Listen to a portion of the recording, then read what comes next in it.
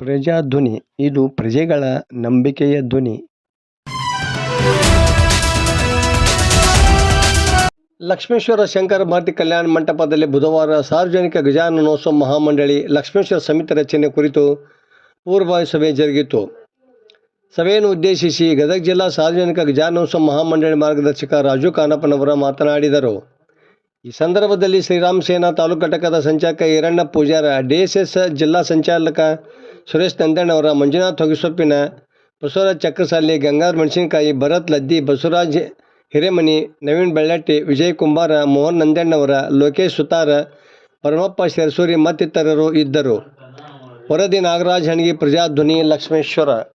ನಗರದಲ್ಲಿ ಒಂದು ಸಾರ್ವಜನಿಕ ಗಜಾನೋತ್ಸವ ಮಹಾಮಂಡಳಿಯನ್ನು ಮಾಡಬೇಕು ಅಂತ ಹೇಳಿ ಸುಮಾರು ಒಂದು 20-25 ದಿನದ ಚರ್ಚೆ ಪ್ರಾರಂಭ ಆದ ನಮ್ಮಲ್ಲಿ.